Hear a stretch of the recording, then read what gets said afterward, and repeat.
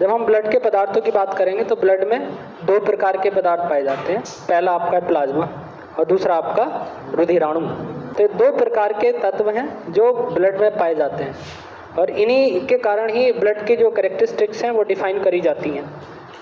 चाहे वो फ्लो की बात हो, ऑक्सीजन ले जाने की बात हो, चाहे CO2 वापस लाने की बात हो, चाहे बीमारियों की जांच की बात हो, चाहे रोग के निदान की बात हो, चाहे बीमारी के परीक्षण की बात हो, ये सारी इन्हीं के आधार पर की जाएंगी। अच्छा, अगर इनकी परसेंटेज की या मात्रा की बात करोगे तो 50 to 60% आपका क्या पाया जाएगा? प्लाज्मा।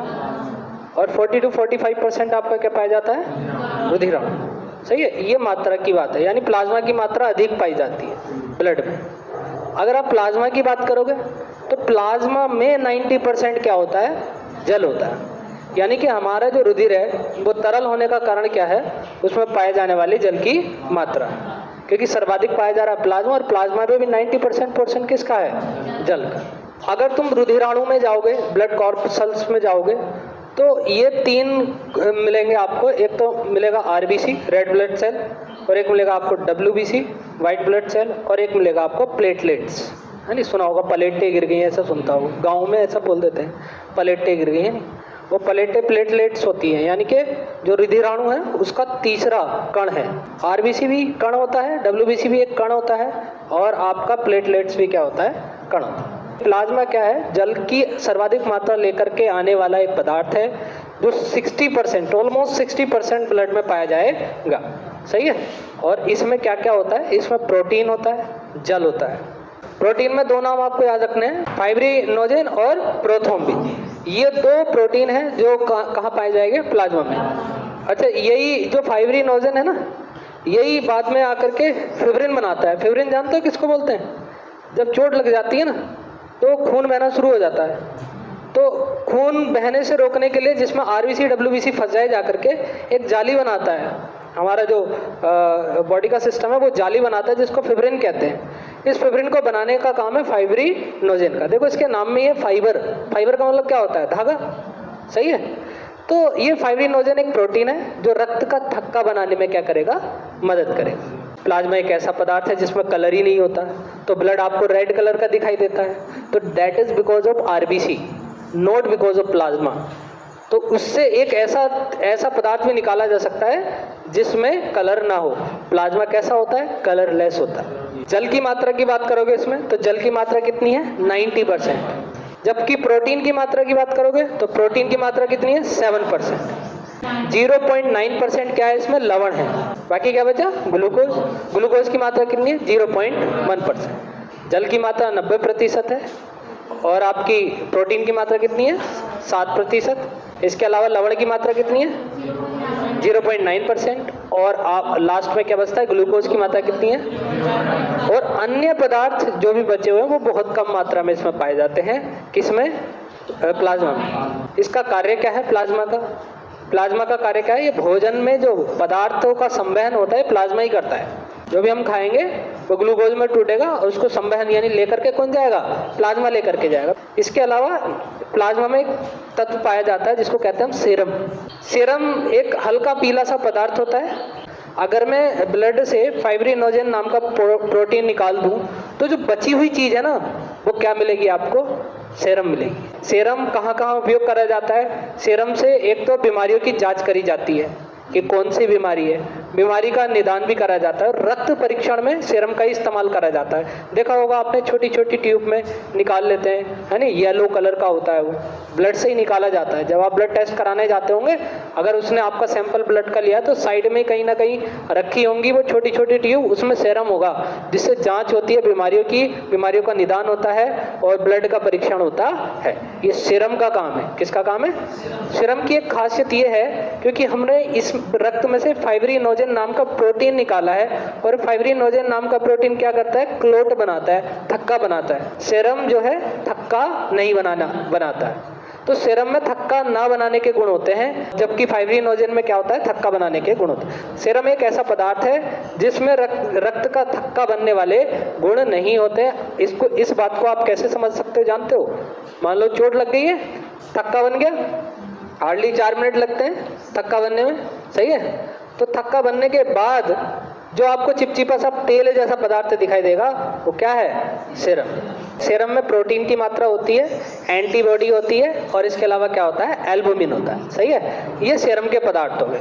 अगर आप करोगे रुधिराणुओं की बात, ब्लड कॉर्पसल्स की बात, तो we have 3 types of blood corpuscles. First one is RBC, second one is WBC and the third one is platelet, जिसको गांव में हम क्या बोल देते हैं सामान्य भाषा? पलेट्टे।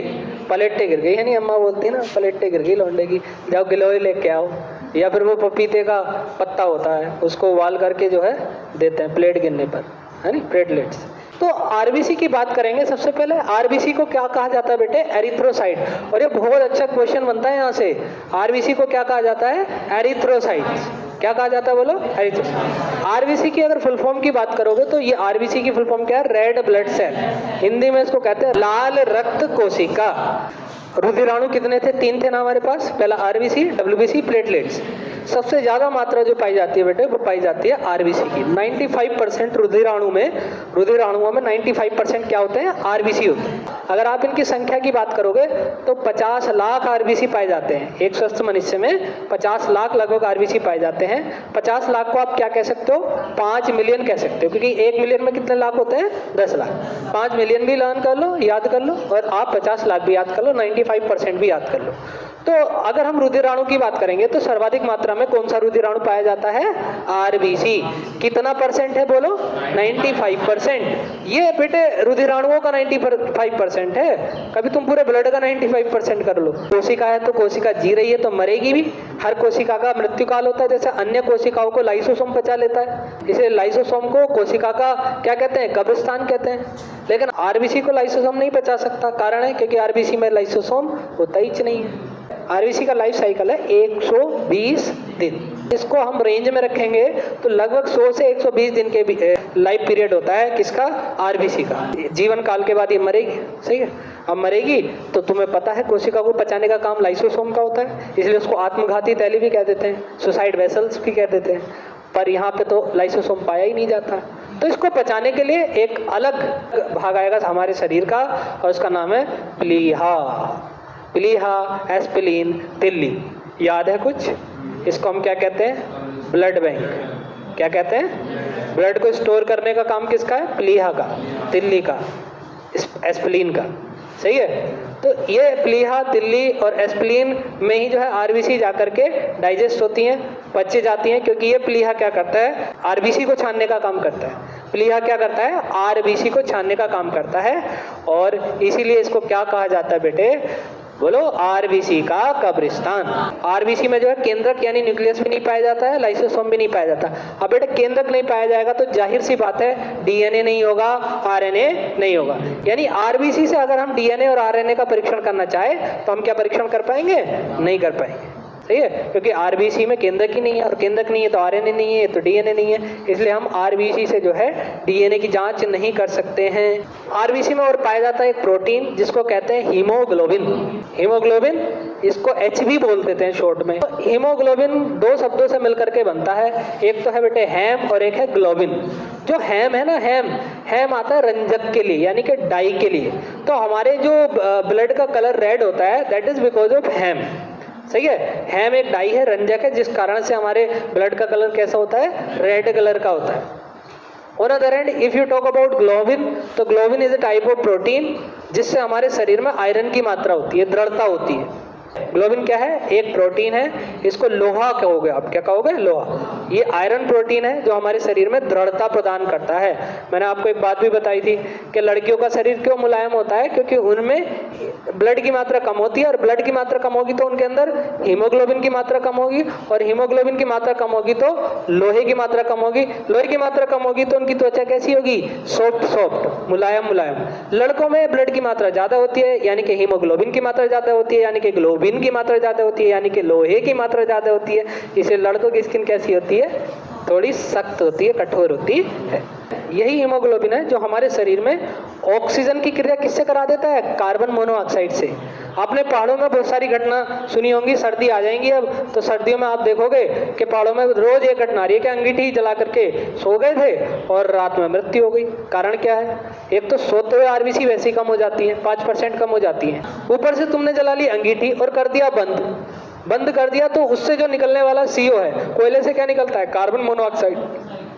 वो कार्बन मोनोऑक्साइड जब आपके श्वसन में जाएगा तो ब्लड में घुलेगा और ब्लड में बैठा है हीमोग्लोबिन, और हीमोग्लोबिन बिचौलिया है किसका? कार्बन मोनोऑक्साइड का और ऑक्सीजन का। और ऑक्सीजन और कार्बन मोनोऑक्साइड की क्या करवा देगा? ये संधि करवा देगा, और संधि करवा देगा तो तुम्हें पता ही है फिर दम घुटेगा, और दम घुटेगा तो क्या होगी? मृत्यु होगी। तो हीमोग्लोबिन ही क्रिया कराता है कार्बन मोनोऑक्साइड से, किसकी? ऑक्सीजन की। जब हम सोते हैं तो आरबीसी की मात्रा कितनी कम हो जाती है? 5%। अच्छा, 4500 की ऊंचाई पे आरबीसी की मात्रा बढ़ जाती है, यानी पहाड़ों पे रहने वाले जो व्यक्ति होते हैं उनके शरीर में आरबीसी की मात्रा बढ़ जाती है। इसी कारण आपने देखा होगा पहाड़ी लाल लाल से दिखाई देते हैं, उनकी आंखें लाल, शरीर लाल, त्वचा लाल। कारण क्या है? पहाड़ों पे रहते हैं, 4500 मीटर की ऊंचाई पे रहते हैं, ज़्यादा ऊंचाई पे रहते हैं। अब जब ज़्यादा ऊंचाई पर रहेंगे तो आरबीसी की मात्रा ज़्यादा होगी, और आरबीसी में तो आपको पता ही है हीमोग्लोबिन है, और हीमोग्लोबिन में आपको पता है हेम है। हेम का मतलब क्या हो गया? लाल कलर। इसलिए जो पहाड़ों पे रहते हैं, तिब्बत में रहने वाले लोग लाल लाल रहते हैं, टमाटर की तरह, है नहीं? कारण है आरबीसी की मात्रा 30 से 35% बढ़ जाती है। कितनी है? 30 से 35%। तो हीमोग्लोबिन की मात्रा कम होने से बीमारी होती है, उसको कहते हैं बेटे एनीमिया। क्या कहते हैं? एनीमिया वो बीमारी है जब हमारे शरीर से लोहा नाम का तत्व क्या हो जाएगा? कम हो जाएगा। तो हमारे शरीर में शरीर लूज हो जाता है, ढीले ढीले से पड़ने लगते हैं हम, है नहीं? काम करने का मन नहीं करता है, पढ़ने का मन नहीं करता है। इसका सीधा सा कारण है आपके शरीर में हीमोग्लोबिन। ढीले से रहते हो, लेटे रहते हो, लेटे लेटे भी तुम्हारे पैर खुलने लगते हैं, ये सीधा सा कारण है आपका काम करने का मन नहीं है, हीमोग्लोबिन की कमी है। इसको हिंदी में आप रक्त क्षीणता और रक्त अल्पता भी कहोगे। तीनों नाम से ये क्वेश्चन आपके एग्जाम में आया है। एनीमिया नाम से भी आया है, रक्त अल्पता नाम से भी आया है, और रक्त क्षीणता नाम से भी आया है। रक्त अल्प हो गया, रक्त क्षीण हो गया यानी कि कम हो गया, और एनीमिया का मतलब क्या है? रक्त कम है यानी कि हीमोग्लोबिन कम। बोलो, बात क्लियर? अच्छा, हीमोग्लोबिन बढ़ेगा तब भी बीमारी होगी। जब हीमोग्लोबिन की मात्रा ज्यादा हो जाएगी ना तो बीमारी कहलाएगी पॉलीसीथेमिया, और ये इंपॉर्टेंट है अकॉर्डिंग टू मी। क्यों? क्योंकि आपसे ना एनीमिया कई बार पूछा जा चुका है, तो पॉलीसीथेमिया पूछे जाने के बहुत ज्यादा चांसेस हैं।